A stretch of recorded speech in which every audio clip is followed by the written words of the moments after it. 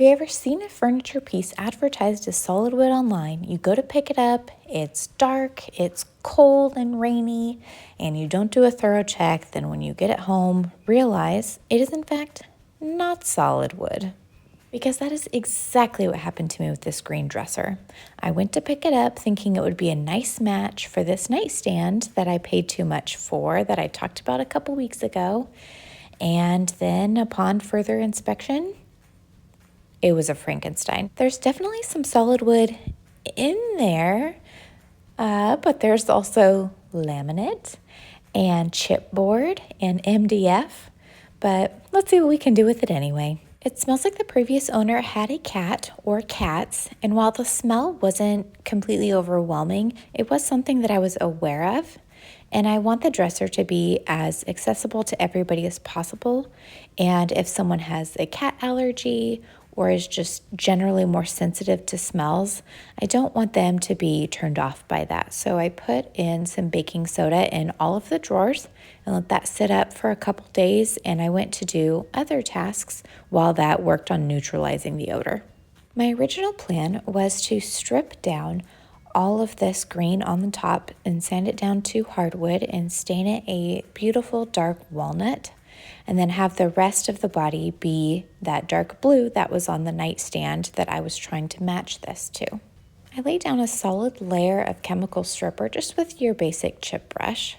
And one of the fun facts that I learned with this project is not only in high heat, but also in very cold, it's a good idea to cover your chemical stripper with cling wrap to help secure in that moisture and get up more layers of the paint. And boy, does it. This is safely one of the best paint stripping experiences I've ever had. I will absolutely add it to the Paint Stripping Hall of Fame. Just watch this.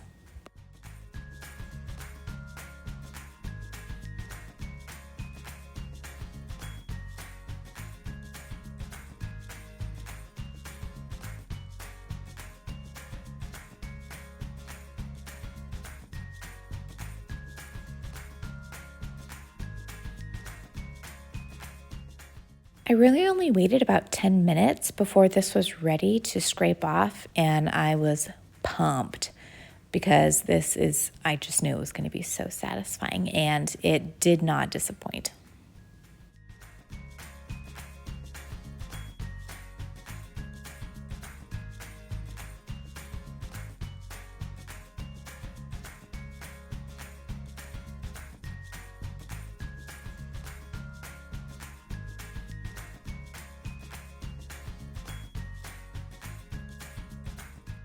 However, the excitement soon wore off when I realized this top is not wood. This is laminate. But there was a solid back and forth of, Ashlyn, no, look at this. Look, that's wood right there on the end. That's wood. This top can't be laminate. It's fine. Just everything's fine. Keep going. Just picture that meme of the dog in the entire room of fire, and he's sitting in the middle and he just says, it's fine, everything's fine. That was basically me. But I did get out one of my favorite tools. It's a custom edge carbide scraper, and it really helped get all of the nooks and crannies of paint on that alleged laminate and wood. It was so helpful and saved so much time just to try to get everything out. It had been a few days since I put the baking soda into the drawers to try to absorb some of that cat smell, and now it was time to shift gears and focus back on the drawers again. Look at how pretty those gold handles are. I'll come back to those in a little while, but they're so pretty, and I was so excited to work on them and be able to clean them up and put them back on the dresser. Again, still thinking foolishly that this was going to be an easy, quick flip. I was going to just quickly rough sand the green on the body of the dresser and then paint it that beautiful navy color and call it a day. I grabbed my carbide scraper just in case maybe some of the paint chips off. I'll scrape it off with that, then scuff sand and start painting. And it's right about here where you see me start to crash out and realize, oh, it's gonna be all the drawers that need to be completely scraped or stripped and primed and painted. Does anyone else do this? Someone out there tell me that you do this so I don't feel so alone. You think it's gonna be a super quick project, no big deal, couple hours max. And then the world gets flipped upside down. And you're 1 weekend, 2 weekends, 3 weekends into a project that was supposed to be super easy. But this is the reality. And honestly, it's part of the reason I wanted to do this channel, was to show that things don't go as they plan. And you constantly have to pivot and change plans. And not everybody shows that. So here's the transparency. Here's the honesty. Sometimes rehabilitating furniture is really, really hard. But that's also why it's really, really fun.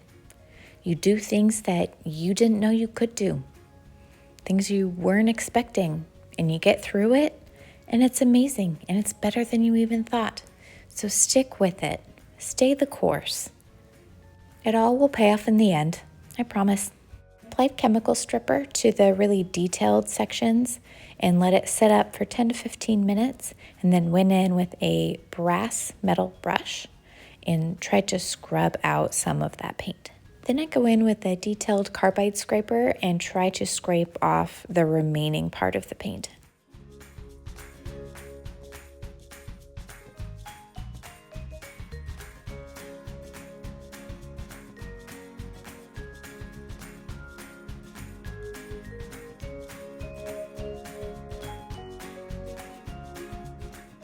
For the next several hours, I rotate between chemical stripper, after wash, carbide scraper, and brass brush to try to get in those tiny little details that make a French Provincial so beautiful and ornate and delicate.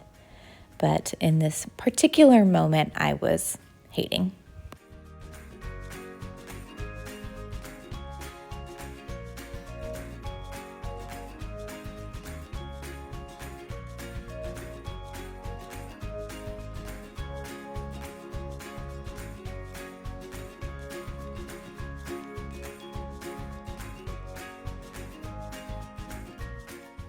Now time to vacuum up all those tiny little pieces of paint I've been scraping.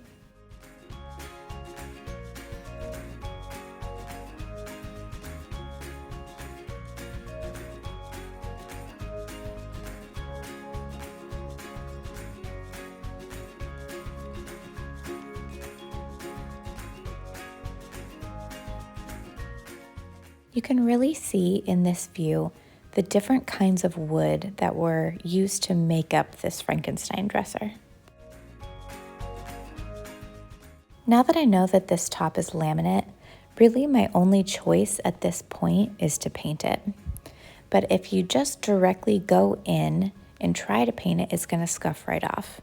So ironically, what you need to do is scuff sand it. So I grab my random orbital sander and a 220 grit sandpaper and just scuff sand the top so that the primer and the paint have something to hang on to.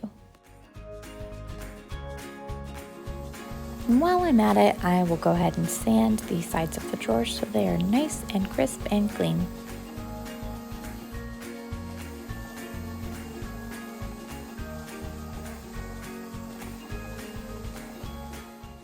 One more final clean swipe with the detailed carbide scraper and we are ready for primer. Tapping the top one more time just to make absolutely sure that it's laminate and I can't stain it. I can't. The only primer I have ever had be successful was the Zinsser Bin Shellac Primer on laminate. Everything else will not pass the scratch test. Trust me, I have tried. So I actually end up going over this entire dresser with that same Zinsser Bin Shellac primer just to get everything even and consistent for the paint.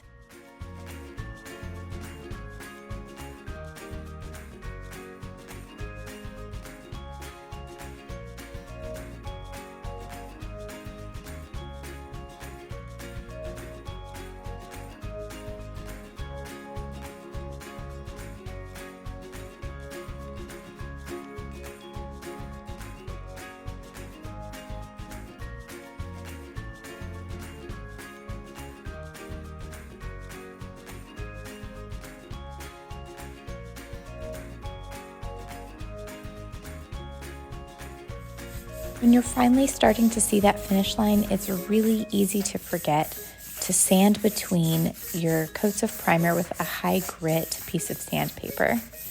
It's going to knock down any of just a little bit of raised texture that comes up when you're priming things. I'd previously painted the nightstand that I'm trying to partner this dresser with in this beautiful dark blue. And so I was really excited to finally get some color back on this dresser.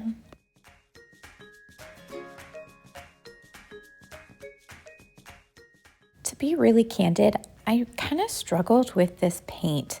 You have to be really, really fast, and I am generally not a fast painter because I tend to get pretty meticulous.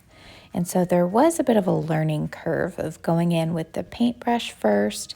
You got to really get a thick layer on there, and then you go in with a dry roller and roll it out just to get rid of the brush marks that come up when you're brushing something.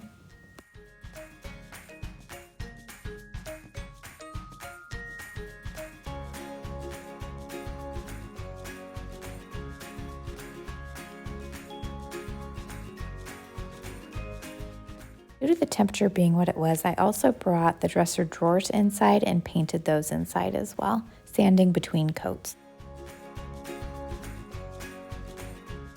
It was finally time to get back to these sweet dresser pulls, and I loved taking the time to just really give them a good cleaning, a good bath, and get them back in ship shape.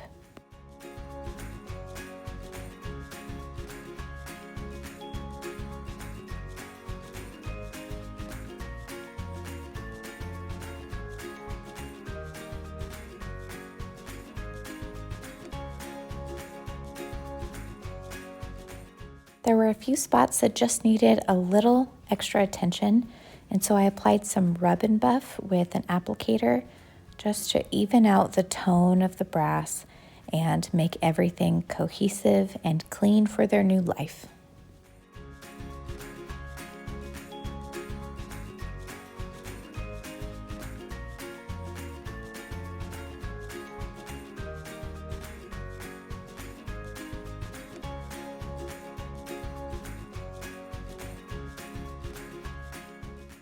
I don't know about you all, but I really struggle with lining drawers. I don't know what it is about it, but something, my brain it doesn't quite compute. But I tried a different method this time of sitting on the floor, so I was really close to the drawer, and cutting the outline of the contact paper exactly to the drawer size as opposed to giving an inch extra, which is recommended on the instructions. And that worked really, really well for me. And so I wanted to share that with you all if any of you are struggling with doing the same thing. It also helped to have my assistant to the regional manager, Cooper, helping out and making sure I did everything on the up and up.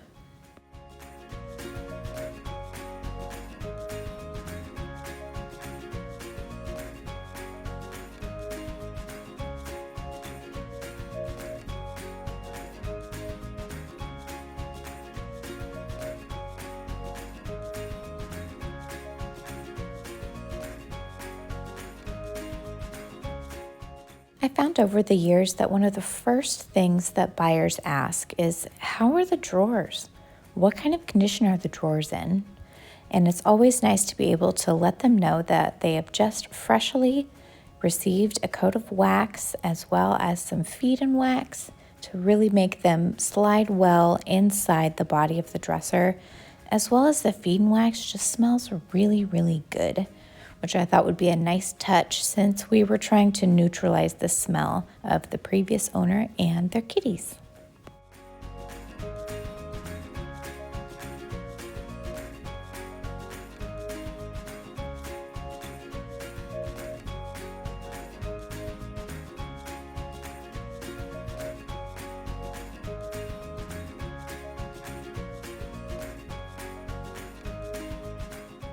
My original idea with this dresser did not go according to plan, but I think it turned out so lovely and the lines go so well with the nightstand I did a couple weeks ago.